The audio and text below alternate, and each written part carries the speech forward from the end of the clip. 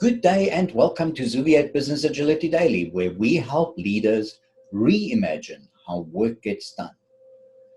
When starting with Kanban, one usually first looks at a personal or an aggregated personal Kanban board, which mostly only is comprised of 3 or 4 columns. But especially service delivery in any business goes through many steps from the original request by the customer until we've delivered the service or end product.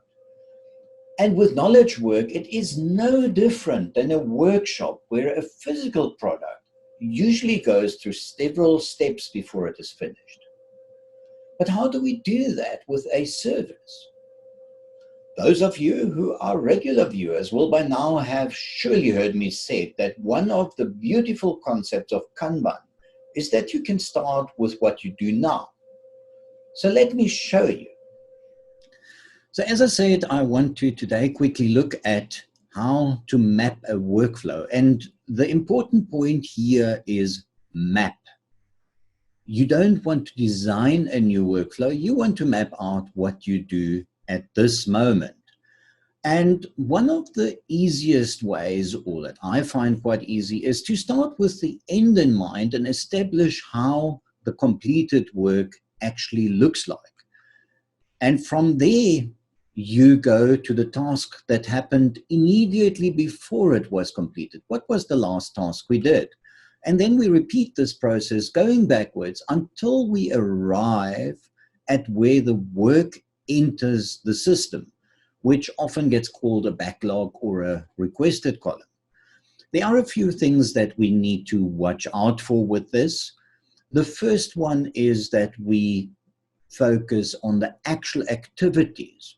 The examples are development, testing, analysis, and not on the people who do those specific tasks. And this goes very much hand in hand with the next point where we're saying, make sure that if work would move to and fro from one activity to the other, we would say this is one activity. And often we find that if there are many people in a step, it might be that otherwise it would move to and fro. That's why I say they are quite related, but they are not the same thing. And another thing we have to see is for a service delivery process, we usually have quite a few steps, depending on how complex it is. Whereas for a change process, it might really only be the doing done with maybe a check column or something like that in there. One thing that is critically important, don't go too granular. Rather make it bigger steps for the beginning. You can always take it granular over time. So a few examples, well, I'll give you 2 quickly. The first is a support system or an incident management system where we get a support request in, and this might be from an outside client or might be internal to your company. You classify it, you do some first line support, there might be some escalation. You're waiting on the customer to ensure that everything is fine, and it is done. As easy as that. As you can see, there could be many more steps, but this is a basic one. And then something else like a system maintenance where you can see that there are a few more. Now let me show you how easy it is to build such a board, and I'll take our incident management process there. In a tool like Kanbanize, we add a board. We call it, for example, incident management, and we work on it. We go to an edit workflow, and as you can see, I did a typo there. I can change it here again. I will disable for now an initiative workflow. That is something that comes in later. But here we've got a backlog, a requested, which was our first one. We've got an in progress, and we've got it done. If we are going to the in progress, there we have got 4 more columns. We've got our classified.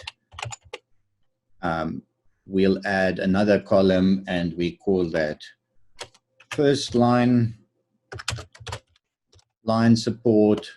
Then we add another column that might be escalation, and another column that is waiting for customer. And this is as easy as that. If we are going back to the board, we can see we now have a process.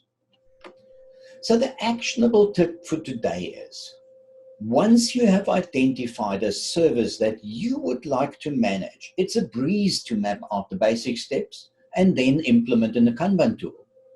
But beware, the most important point here is that you map out what you do now rather than designing a new desired process.